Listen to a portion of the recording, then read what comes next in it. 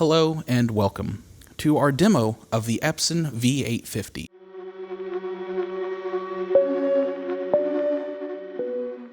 Now this demo will also cover the one v750 that we have. They're basically the same thing, one's just slightly newer. So you will find these scanners in both 203 and 207 at their respective stations. They'll always be there. Each station should come equipped with two softwares, Epson Scan and SilverFast. Today, we're going to be looking at both the scanner and Epson Scan. So Epson Scan is typically the more introductory software. It will have slightly less rich features than the SilverFast will, but in general it's quicker and it will still get the job done if you're not making massive prints. But before we get to the software, let's look at our buddy first, the scanner. The Epson v850 Pro.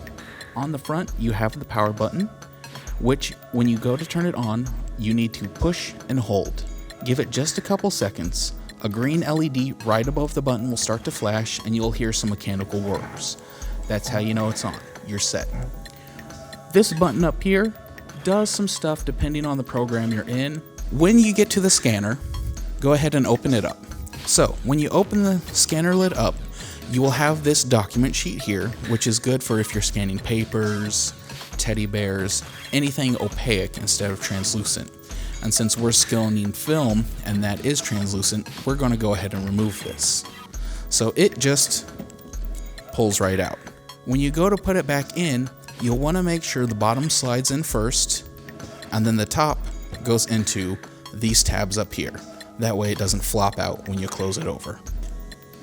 Take that bad boy out. Instead, what you're going to need are these lovely film holders. They won't be located next to the scanners, but they will be easily identifiable because they'll be in these giant metal racks. Each one should ideally contain 4 different holders. The 35mm, medium format, commonly called 120, the 4x5 holder, the slide film holder. Okay, so on your film holder here, you'll notice you've got these sliding indicators. They're in different positions in each one, but you'll know them by the little sliders. They'll always go square, triangle, square, square, square. And basically what these do is these will change the height of the scanner in relation to the film. So it'll lift it up or lower it down. You will want to be on the triangles 99% of the time. It's the factory recommended, and most of the time it works. Later on in your scanning career, if you feel like your scans aren't as super crisp as they could be, feel free to adjust these sliders, but in the meantime, stick with the triangles. You'll also notice on your film holder, you've got the white triangles here, and they're raised up by these little posts. When you go to load your film holder, you'll notice there are these 2 indentations here with the corresponding white triangles. These are your alignment markers that will match up with your film holder. So when you go to put your film holder in, you'll come in, top post, bottom post, and then lay the holder down. So you'll notice your triangles are aligned and it's set nice and flat, and that will guarantee you the best alignment for a good scan.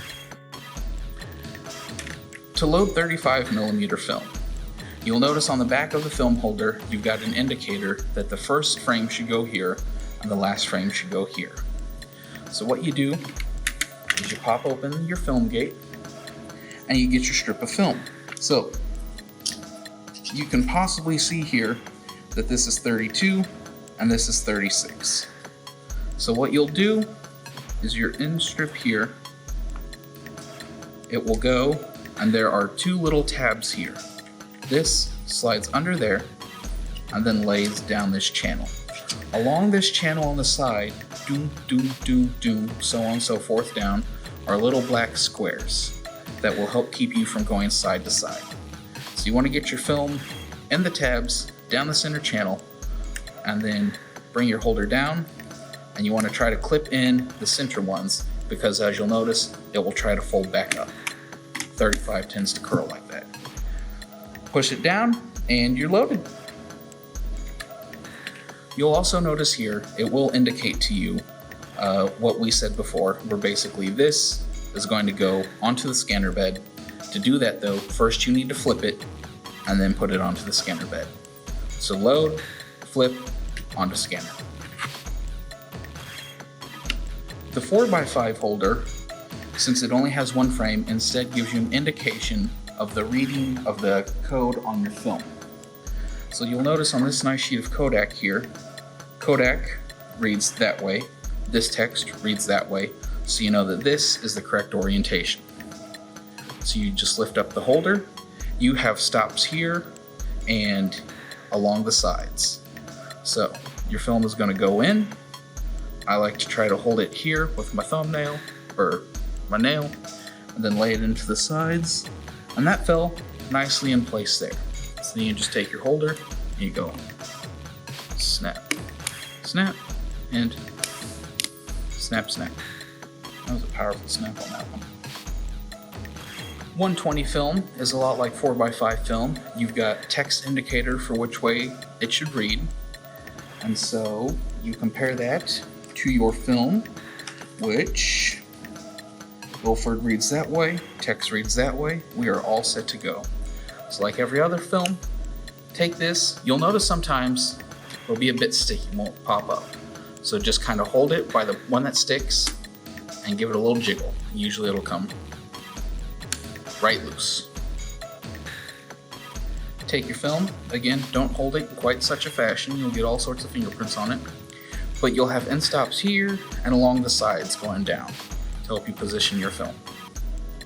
So you just take that, set it down, and sometimes you need a little bit of help loading your film because it doesn't go in so easy when you've got things like 120 and 4x5, which don't have like good sprocket sides like 35 does. In that case, what you want to get is yourself a nice pair of white gloves, and then you can, not so freely, but it's a little less imperative if you touch your film. Touch it there a little bit, and then hold it in place. And like before, slide, clip, clip, done. And that keeps all the fingerprints and stuff off of it. It does get a little bit of dust on there, but as always, we'll dust later. On the slide film holder, you'll notice you have text indicators for which way to place your slides in. I don't have slides, but you would insert them and match the text. But you do want to be sure that you are using the correct one. It'll help hold the film flat, it'll make sure the guiding lines are correct. For today, we will be looking specifically at 35mm. Before we scan anything though, we need to prep the scanner. The person before you, who knows what they scanned? You don't, I don't. So there could be any matter of detritus on the scanner bed and the scanner upper. So what you need is this non-canned Can Air starring Nicolas Cage. That's a terrible joke to see if you're paying attention. So all you're gonna do, and this will be loud, is just take this bad boy, dust is the greatest enemy to the film photographer in scanning, and dust will come for you. So ideally you want to go one direction, top first, bottom second, because after you blow off the top, it's all going to kind of come down. So you blow down this way, you blow off this way, and everything in one direction. That way you aren't sort of going this way, sort of going that way. If you're sitting in the corner of the room, don't blow towards the corner. The dust is just going to hit the wall and bounce right back. Blow away from the corner. Remember, every bit of dust you can keep off your film now save you hours later in editing, trying to get that dust off digitally. After you've gotten off the dust, the next thing is there might be smudges, there might be grease, people might have came in with their fingers, touched here. Maybe they scanned crayons. I've seen it happen. So in that instance, what you're going to need to do is lens cleaner, you got to get from the lab techs, but in every room there should be a microfiber cloth. And typically, the microfiber cloth by itself is good enough.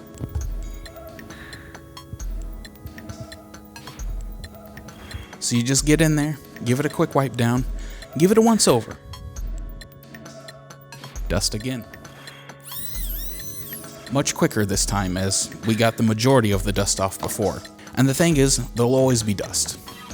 Fuck you, dust. today, as mentioned earlier, what we're going to do is scan some 35mm.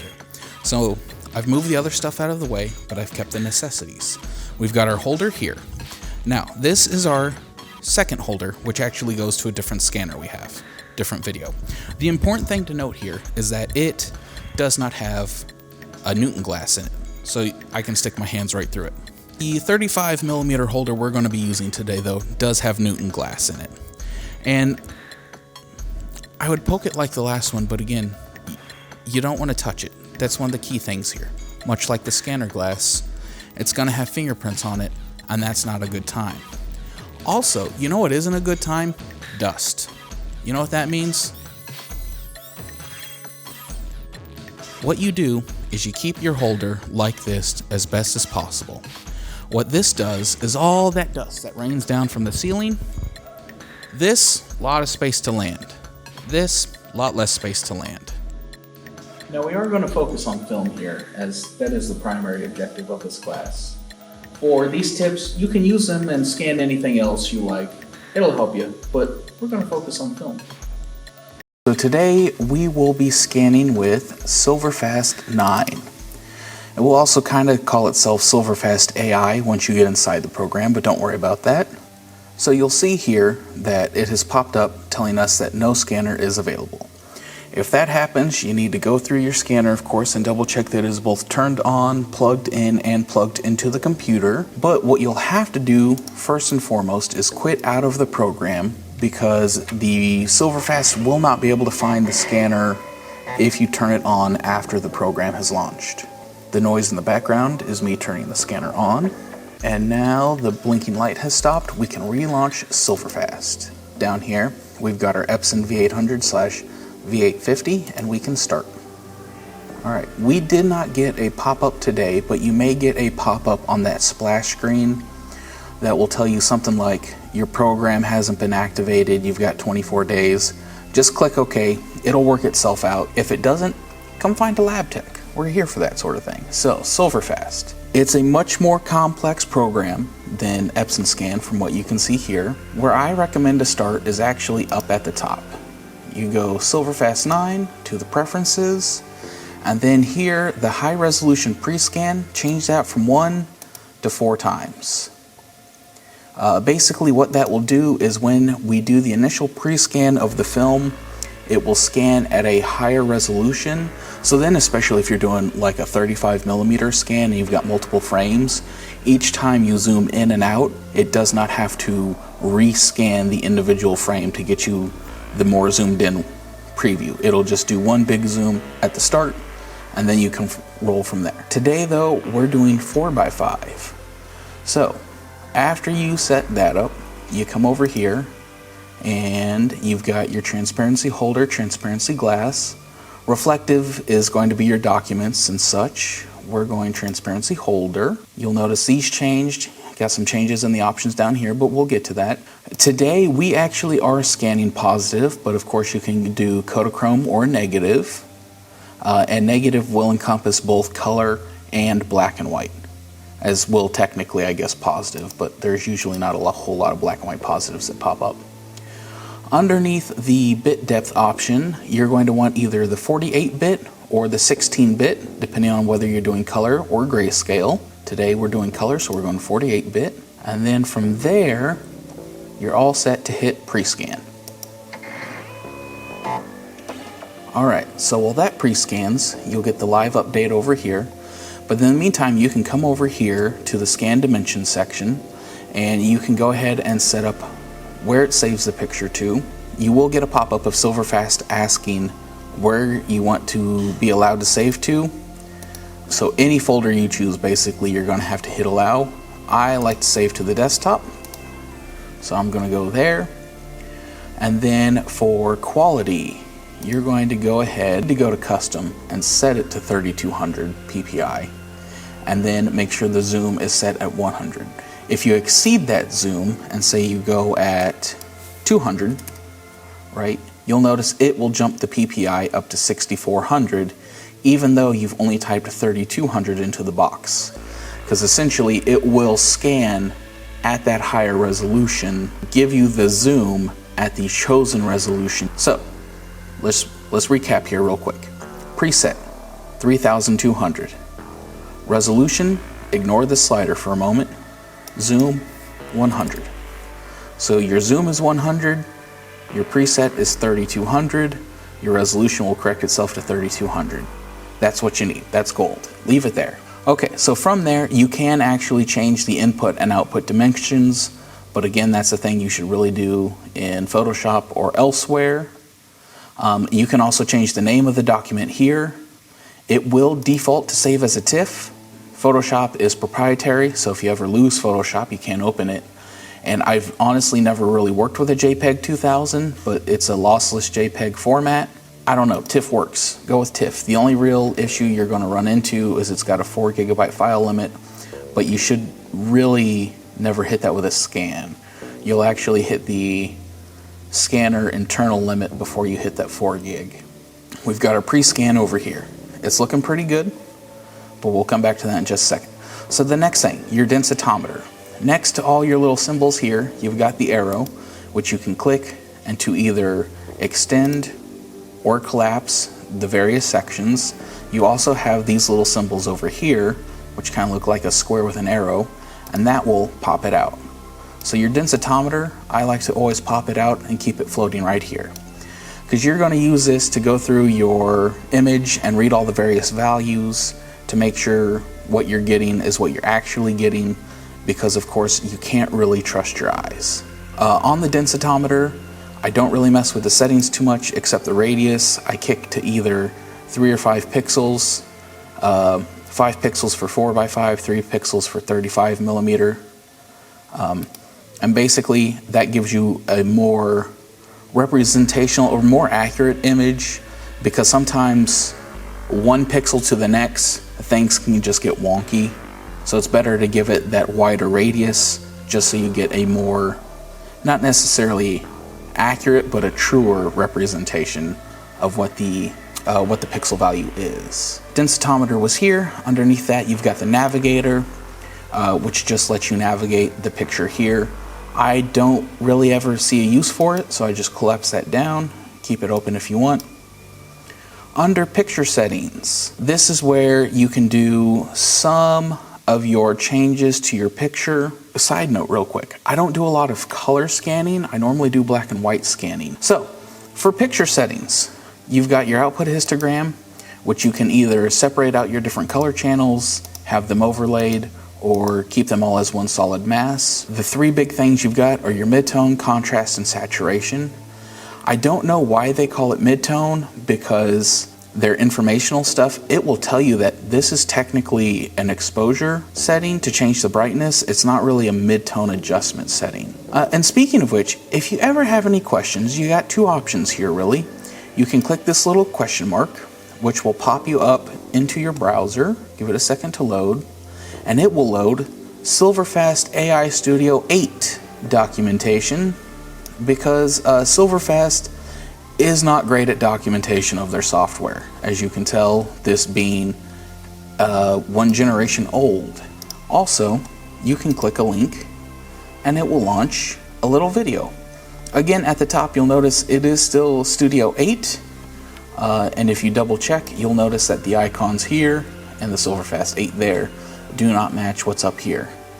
But it will usually kind of give you an idea of what you're looking at and what's going on. Honestly, it's not the most helpful. Then below picture settings, you'll come up with the default unsharp mask. My usual stance is that you unsharp later in whatever program you're using, so I just go ahead and I deactivate that. But unsharp mask brings up an interesting thing, because sometimes you will get this 4th icon here. This one resets, by the way, in case that wasn't obvious. This 4th icon here, the matriculation cap, if you click on that, will give you what they call the expert options. In this instance, it will give you more settings for unsharp mask. I don't know what they do because I don't use unsharp mask in here, so and that's gone. Coming back over here to our pre-scan, we've got our red bounding box here. Like every other bounding box, if you come to the edge, your cursor will change, and that's how you know you can adjust it. Otherwise, you click and you can drag it around. To be careful though, on the middle sections, you'll notice these little like half moon sections here. And if I go up, I get the double arrows there, but if I go too far, I get the hand. And the hand, what it does is if you click, it will rotate the frame. And it will be the bane of your existence, because I don't think there's a way to actually set it back too straight. So instead, I find it easiest to come under the frame options and just delete the frame, so I get a nice new square frame that will click on the unsharp mask, and I close that back out. We can adjust it. We want to zoom in on the picture. Click the zoom icon and it will zoom us in. And because we changed it to a 4x scan, it did not have to rescan the image when we zoomed it in. Now, the bounding box should be inside the picture so that it is completely within the picture. And the reason for that will come up in just a second. The thing to keep in mind, first and foremost, is if you need to do anything with your frames, say you've got multiple images you want to scan, like 35mm, you can get new frames here. You can save your frame settings. It's pretty well spelled out, and they'll tell you what most of the options are. Also, because we did this new frame, it did kick us back to a reducing to 24-bit, so we're going to stick at 48. And it changed our other settings as well. The bounding box is completely within the frame because that gives us the truest representation of what the image is. Otherwise, you're going to get whatever is out here, which is usually either extreme black, extreme white, or some kind of weird artifacting from the gaps where the scanner comes in. You've got all your settings in for the exposure. That's when I typically recommend that you move the bounding box back outside of the picture.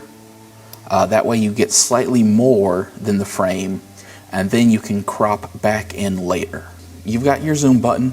Of course, you got your rotate and flip button if you need to do that. Next is going to be your neutral pipette. So you click on it and it will give you your options here: white point, neutral point, black point. And basically these will just change your pointer to this little icon and you can set those things. So like if we assume this tree is the black point, we'll click it, it'll set it, it'll change the options for you. You'll notice our histogram will change here. And how the pipette works is it will kick on the input histogram down here. So we can extend that and we can see it's changed the shadow to 16 from the 0 it would have started at. So that's pipette. You can do again white, neutral, black. Underneath the pipette is USM for unsharp mask.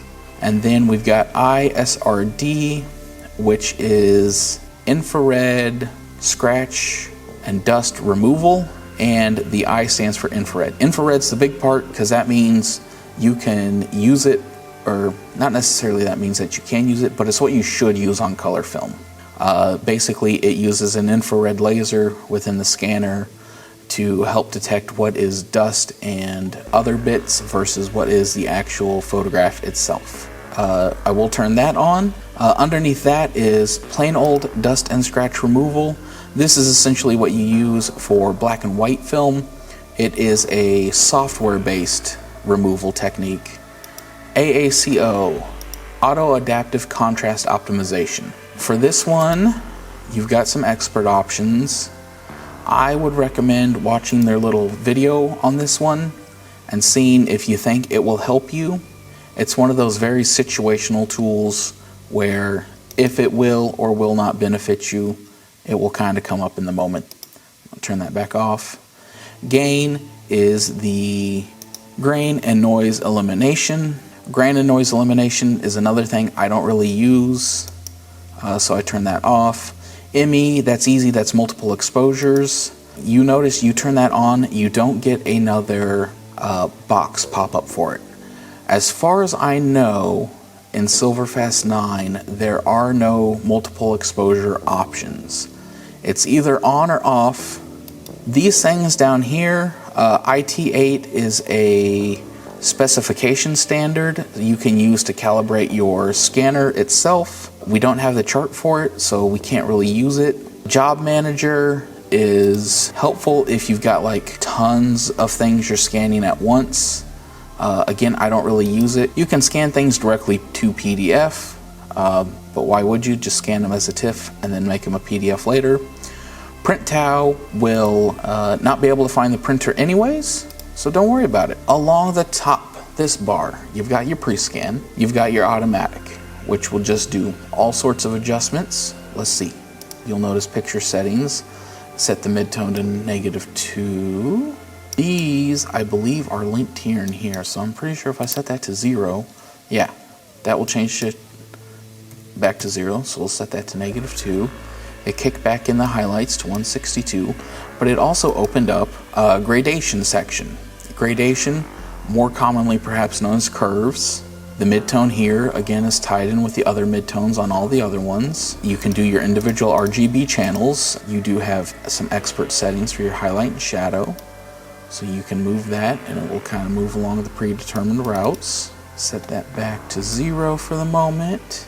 Auto opened up, probably it would have opened up both the input histogram and the gradation, but the input histogram was already opened, which that's what that opens. Gradation opens the gradation. You've got global color correction as well as selective color correction. These tools kind of confuse me. The global color correction will add various hue, or like a tinting, if you will, right? And you can sort of adjust both.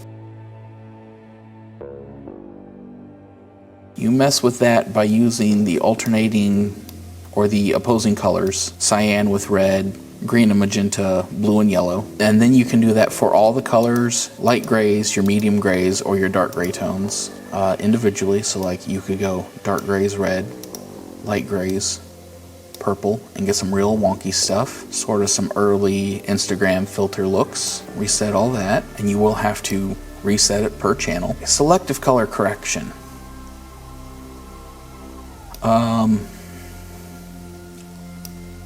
I'm gonna be honest with you, you're gonna have to play with this one. It does some stuff. You have fun with that, and remember, they got a little tutorial movie here, and they've also got this handy guide that even though you're on a different tool, will just open you right back to the first page of their previous version's quick guide. Thanks, SilverFast. Then you've got your scan and your batch scan. Batch scan is obviously if you've got multiple frames and you want to scan a bunch of them. Or you've got plain scan if you just have a singular frame or only want to scan one of your multiple frames. Outside of that, you also have the lights off or lights on, which will give you sort of a full screen black. That way you get it in a very isolated image. You've got the share button, which I've never tried to use. Beyond that, other information you've got your magnification down here. The input is, of course, SF Prof T Perfection V850. Basically, this will change the input color profile. And then down here, you've got the scanner status. That's basically it. I can't help you a whole lot in terms of color. And that's because color's interesting. Now, in this instance, we are scanning a positive, also known as slide film. What I could do with this pre-scan loaded into the computer, pull the negative out, hold it against a nice good plain white, and look at it compared to the screen, be able to go, okay, this blue's wrong, that green's wrong, and I can try to make it more correct. With color negative though, unless you can have that sort of internal visualization, mostly what you're going to be working with is what looks correct, what feels correct, and what you remember from when you took the photograph itself. Is there a way to guarantee that the red of the fire truck will be the red that shows up in the scanner or technically on the film itself? And the answer to that is, color's tough. Along with trying to make sure you get accurate colors, there's also the fact that with film, you can't perfectly adapt the white balance, so there will always be color cast to the film. And there will also be cross tones, which is that across the full spectrum of light, not every color / tonality range is going to react the same. If you're taking a picture outside, film might be more sensitive to the greens, and it might slightly shift the reds. The reds in the picture are going to get shifted and the green become more saturated, and you're going to have to sort those out either individually or as a more holistic whole and find something that works for everything.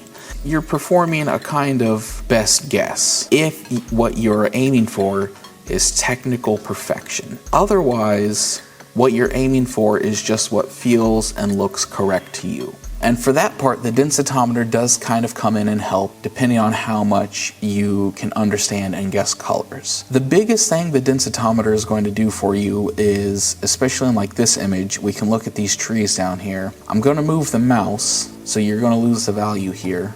But what you're looking at are these values here. These are the input values, but then the input values are going to change based upon what you change over here. So you want to look at the output values. And we're going to look at like this tree down here. It's at roughly an 88%. It started at 93, and that's important to note because that means basically 100% that's pure black. There is no form of information in there. So like even grain or noise or that stuff at 100% is lost. It's just pure black. Immediately you can tell in that lack of texture and that lack of various random bits of color change and shift, because nothing is ever truly like one color. It's hundreds and thousands of colors. So if you get anything that's pure black, or you can pick up on that almost immediately. So those are the two big things to avoid: pure black and pure white. So like in this picture here, we've got a 94% that we're brightening to an 89%. In terms of highlights, I don't think we have anything that is even approaching a pure highlight. For that, we could technically go outside of the frame, like up here. Other things you can do in the densitometer, very important things. You can click here, which will show you the whitest point. In this instance, it's over here by this cloud, it claims, but it also claims that it's only at a 44%, which is technically truer to midtone. And our ultimate black is actually in this very small point here. It looks like we are hitting 100%. I'm gonna guess it's just a very small point there that's actually hitting 100. So not to worry about there too much. What you can do here as well is you can set permanent points on those two spots as well. So now you've got this spot here, which will always mark your blackest spot, and this part here, which will always mark your whitest spot. Next to the black pipette, white pipette, you've got the targeting pipette, which will give you this little handy pop-up. Basically what it's saying is you can use this to set your own densitometer points. That way you track changes. So if you know like that sky needs to remain that color, you put that there, and then if you mess with other stuff, you can see how that all changes. They will be numbered. You are limited to 20 of them. Once you've got your points out there, you'll also notice you've got this little targeting reticle for your mouse pointer. If you hover over, you've got the blue arrows or the X. So hover over the point, single click gets rid of it. Hover over, click, hold, and drag, and you can remove them. You can also get rid of your black and white points this way. And once you're done, either with how many points you need or getting rid of all the points, you go back to the same button. You've got to click it again to exit densitometer mode. So you've got your picture. You're like, hey, cool, it's set. You're going to want to pull the bounding boxes out so that you're outside of your picture. This frame, you can notice relatively, it's not straight. You could try to straighten it here. It's so much easier just to try to straighten it later in Photoshop, where if you mess up, you just hit undo and you try again. Go ahead and hit scan. So like we were saying down here, it will tell you it's scanning at 3200 ppi. It's saving it to the desktop. It is called untitled.tiff. It will perform a calibration. It's scanning one of one frame. You got the cancel button, which if you do want to cancel, click it a few times and then you gotta wait, because there is a general delay between the scanner telling the computer stuff and the scanner actually doing stuff. But then once it starts, you get your scanning image percentage here, percentage there, little animation bar, and then you'll get this little thumbnail that'll reveal itself as the scan goes. A 4x5 negative at 3200 dpi will take it just a little bit. So just chill back for a second and we'll wait for the scan to finish. We have the infrared scan on after to remove the dust and scratches. So basically the scan will complete and then we'll flip over to that, and that's why that percentage is lower than that percentage. The same thing would happen if you have on multiple exposure.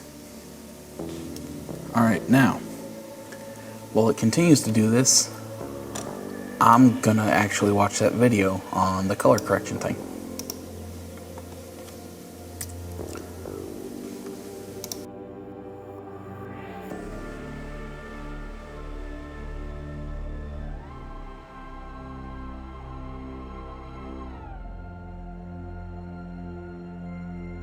In the HSL controls,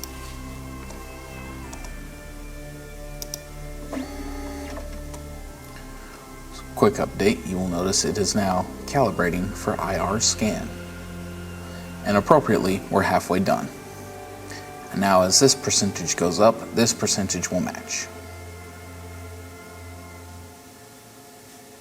Back to my tutorial video.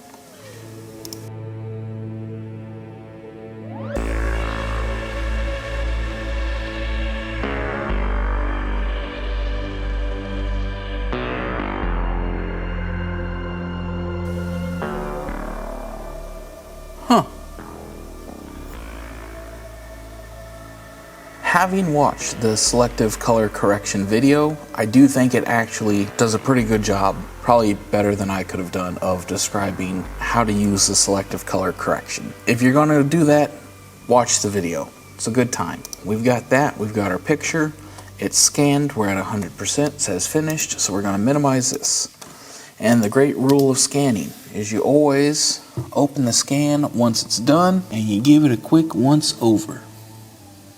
Now this is a picture of a painting. It is not a picture in and of itself. So if you're wondering what some of the weird things going on here in the clouds are, our work here is done.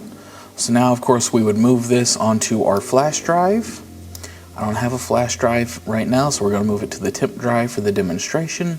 Get your film out of the scanner, put the white thing back in the top, put the film holder back in the film holder spot where you got it from, and then go ahead and shut that bad boy down. I think we have covered truly the basics of color scanning.